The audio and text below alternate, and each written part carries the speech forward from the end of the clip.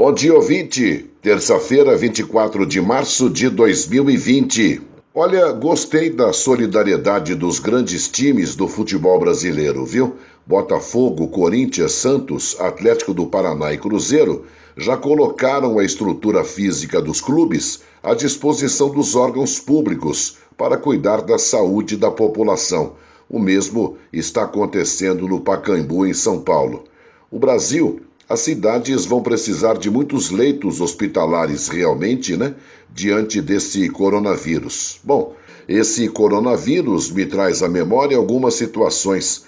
Me lembro de uma entrevista do ex-craque Ronaldo Fenômeno, que pegou muito mal na época, em 2011. Disse ele: não se faz Copa do Mundo com hospitais, e sim com estádios. Era uma referência aos estádios e obras de infraestrutura que o Brasil tinha que fazer para receber a Copa do Mundo em 2014, né? Aquela da vexatória derrota para a Alemanha por 7-1. Pois bem, na época, o Ronaldo foi muito criticado. Ele mereceu. O Brasil do Lula e da Dilma não precisava construir novos estádios, né?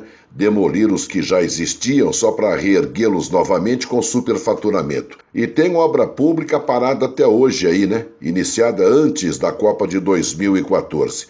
Eu sei que foi um escândalo em cima do outro, a roubalheira foi demais. Eu estou dando uma olhada aqui no número de obras públicas paralisadas pelo Brasil afora. Veja, são mais de 14 mil obras cujos contratos ultrapassam a 144 bilhões de reais. Esses números são do Tribunal de Contas da União. Aí inclui-se UPAs e hospitais públicos. Só aqui em São Paulo, o Tribunal de Contas vem monitorando mais de 1.600 obras paralisadas ou atrasadas aqui em território paulista, né?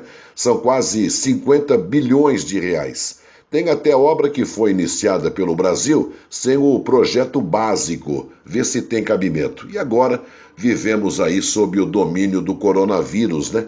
Que chega arrebentando a economia de mercado. E a proposta orçamentária do governo Bolsonaro para 2020 já apresentava o menor nível de investimentos dos últimos 10 anos. E com o coronavírus, o Brasil, infelizmente, entra na rota de mais incertezas, desemprego, recessão, desilusão e desespero. Veja, por exemplo, o caso do Catar, né? País que vai sediar a próxima Copa do Mundo em 2022. Os investimentos financeiros do evento são realmente astronômicos, né? Só que o Catar é o país mais rico do mundo. Fazer 1 ou 30 estádios não faz a menor diferença para o bolso deles. Eu estou falando dessas obras da Copa do Mundo, fazendo um comparativo do investimento em infraestrutura, né? E na saúde. No Catar, todos indistintamente possuem seguro social. Até os estrangeiros que vivem lá têm esse privilégio.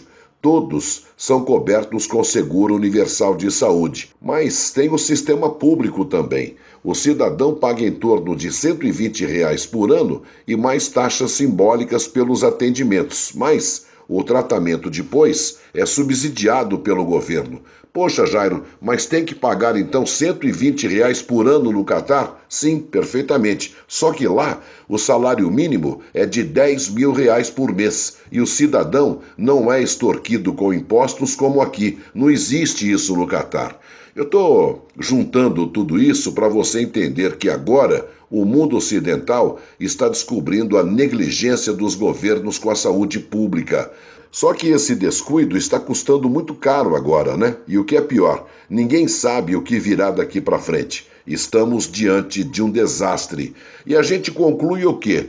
Conclui que o poderio econômico e o arsenal bélico, por mais sofisticado que seja, não serve para combater esse bichinho que está no ar, infectando, matando as pessoas. Essa pandemia que assola o mundo certamente vai marcar o fim da nossa convivência com a sociedade de mercado e o hiperindividualismo. Os cidadãos do mundo, por conta dos jovens que estão presos em casa, vão encontrar novas formas de se relacionarem, né? Elevando a utilização das redes sociais e aplicativos. E nós, os mais velhos, teremos que entrar nessa onda.